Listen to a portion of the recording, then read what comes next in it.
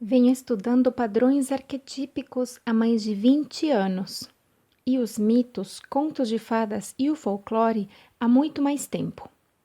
Acumulei vastos conhecimentos sobre os esqueletos das histórias.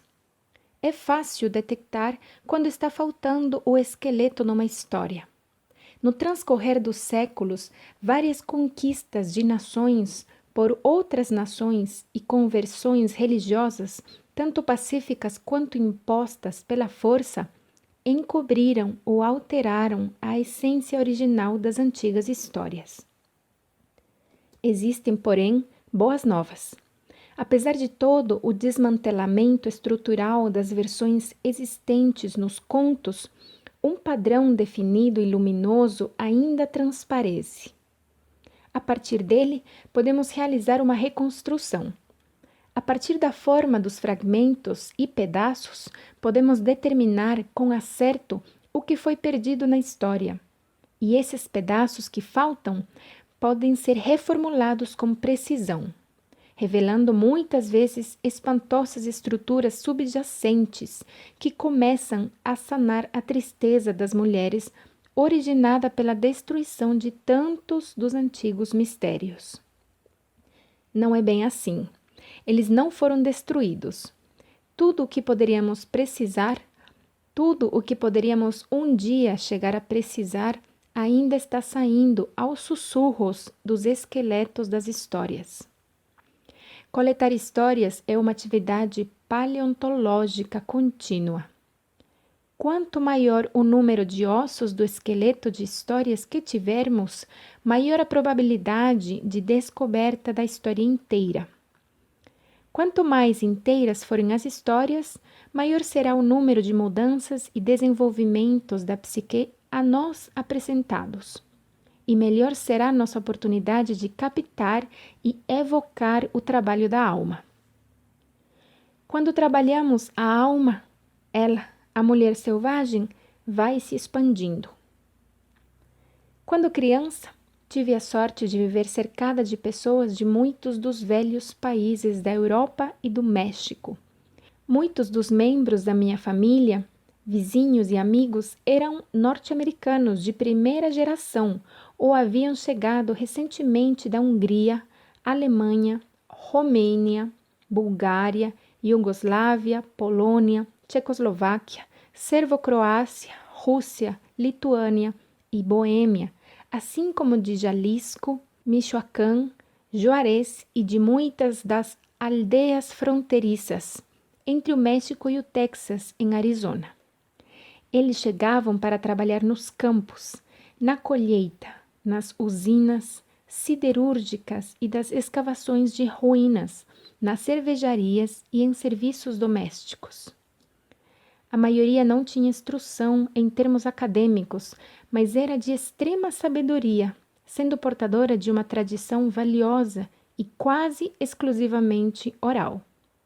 Muitas das pessoas da família e da vizinhança ao meu redor haviam sobrevivido a campos de trabalhos forçados, a campos de refugiados, a campos de deportação e de concentração, onde os contadores de histórias, entre eles, haviam vivido uma versão pesadelo das histórias de Sherazade.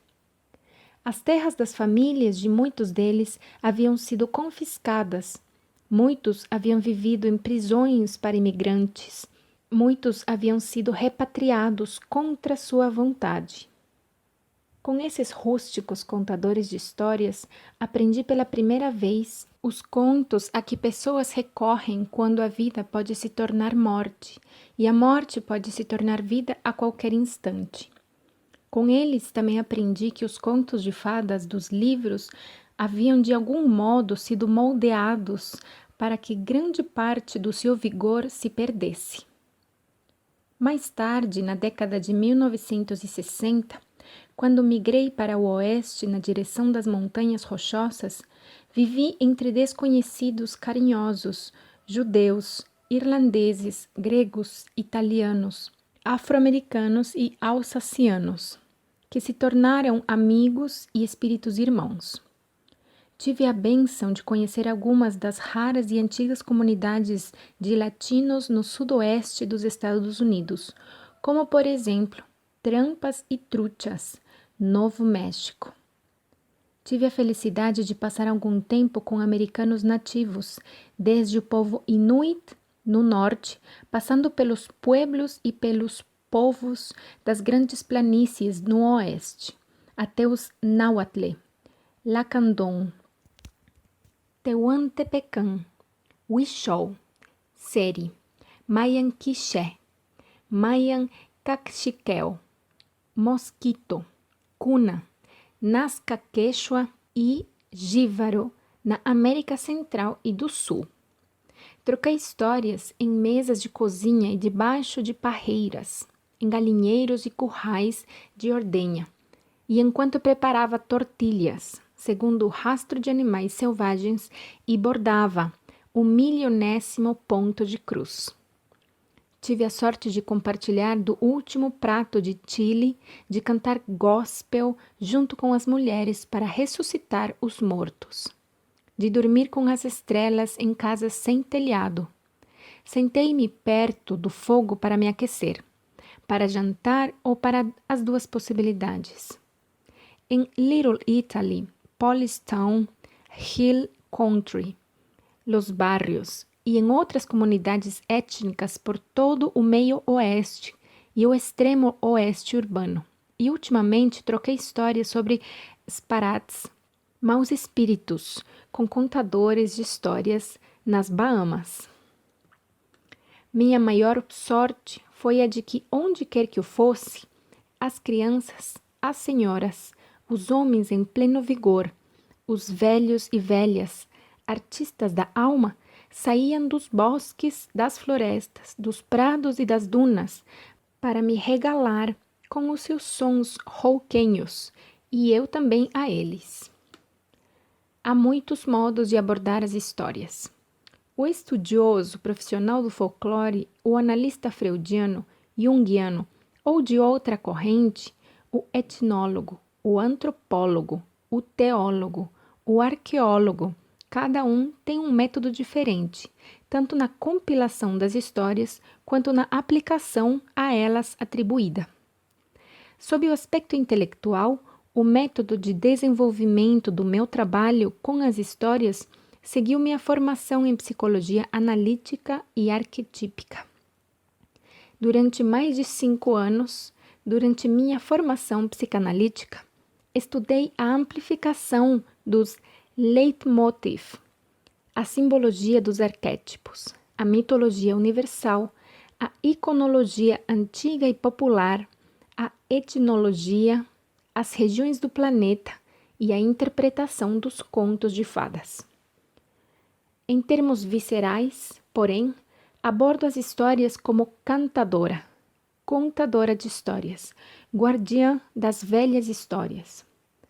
Venho de uma longa linhagem de contadoras, Mesemondok, velhas húngaras que contam suas histórias sentadas em cadeiras de madeira, com suas carteiras de plástico no colo, as pernas abertas, as saias tocando o chão. E cuentistas, velhas latinas que ficam paradas em pé com seus seios fartos, ancas largas, gritando histórias no estilo ranchera. Os dois clãs contam histórias na voz natural das mulheres que vivenciaram famílias e filhos, pão e ossos. Para elas, uma história é um medicamento que fortifica e recupera o indivíduo e a comunidade. As modernas contadoras de histórias descendem de uma comunidade imensa e antiquíssima composta de santos trovadores, bardos, griots, cantadoras, chantres, menestréis, vagabundos, megeras e loucos. Uma vez sonhei que estava contando histórias e sentia alguém dando tapinhas no meu pé para me incentivar. Olhei para baixo e vi que estava em pé nos ombros de uma velha que segurava meus tornozelos e sorria para mim. Não, não, disse-lhe eu. Venha subir nos meus ombros, já que a senhora é velha e eu sou nova. Nada disso, insistiu ela. É assim que deve ser. Percebi que ela também estava em pé nos ombros de uma mulher ainda mais velha do que ela, que estava nos ombros de uma mulher usando manto, que estava nos ombros de outra criatura, que estava nos ombros. Acreditei no que disse a velha do sonho a respeito de como as coisas devem ser. A energia para contar histórias vem daqueles que já se foram. Contar ou ouvir histórias deriva sua energia de uma altíssima coluna de seres humanos interligados através do tempo e do espaço, sofisticadamente trajados com farrapos, mantos ou com a nudez da sua época, e repletos a ponto de transbordarem de vida ainda sendo vivida. Se existe uma única fonte das histórias e um espírito das histórias, ela está nessa longa corrente de seres humanos. As histórias são muito mais antigas do que a arte e a psicologia, e serão sempre as mais velhas nessa comparação, não importa quanto tempo passe. Um dos estilos mais antigos de relato que muito me intriga é o estado de transe apaixonado, no qual a contadora pressente a plateia. Sente ela composta de um indivíduo ou de muitos, e entra num universo entre os universos, no qual uma história é atraída para a contadora em transe e transmitida através dela. É a contadora de histórias propiciando o fazer-se da alma.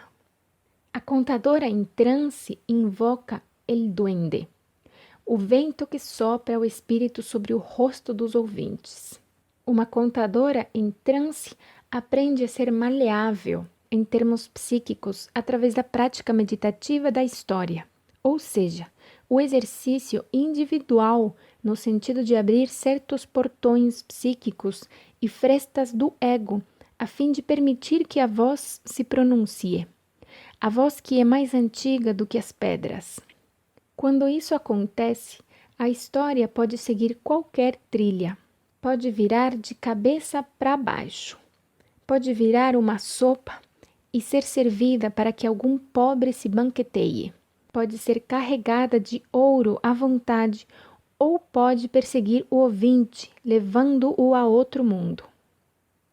A contadora nunca sabe como tudo vai acabar, e nisso reside pelo menos a metade da magia orvalhada na história.